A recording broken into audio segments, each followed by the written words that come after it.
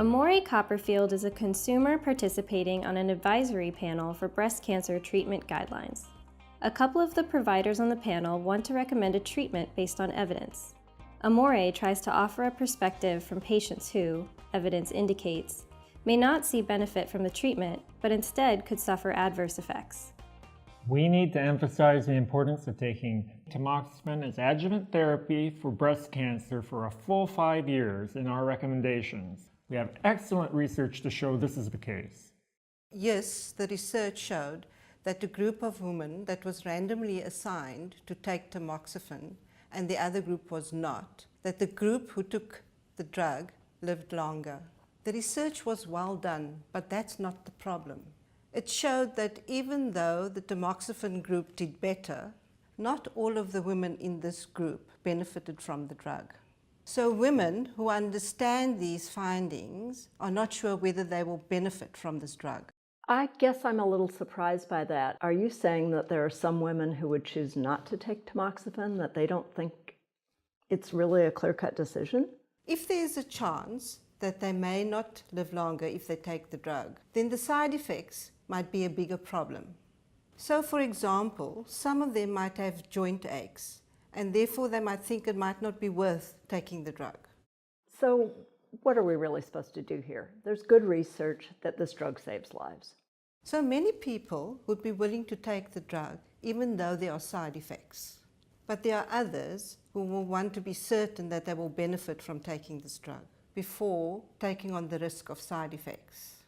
So if they're alive and they feel fine, they may be thinking more about the potential harms than the benefits of taking the drug.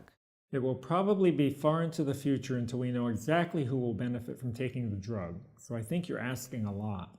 This is a real-world dilemma. We need to make recommendations for people who are diagnosed with breast cancer right now.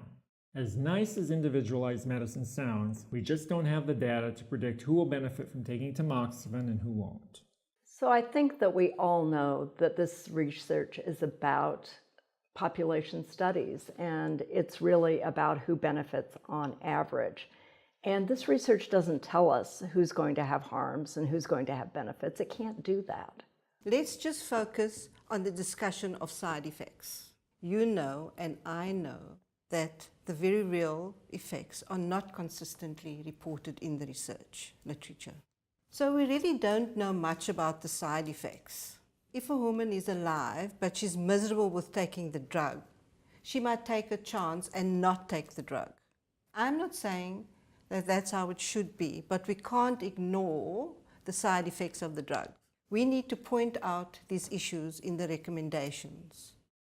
I think we need to hear what she's saying. If we're completely out of touch with what women are experiencing, they're not going to look to this guideline, and we're not going to have anything to say to them. So it's really about getting people to know all the benefits and all the harms that we can say, and that way they can have an informed discussion with their clinician, and that's what shared decision-making is. That's a good point. Studies don't fully report the side effects. They focus on the worst ones. Many doctors dismiss patients' complaints. I'm going to suggest that maybe we hear from the other consumers on the panel and get their take on what they think the most important outcomes that we need to report are. And that might help make it a better guideline.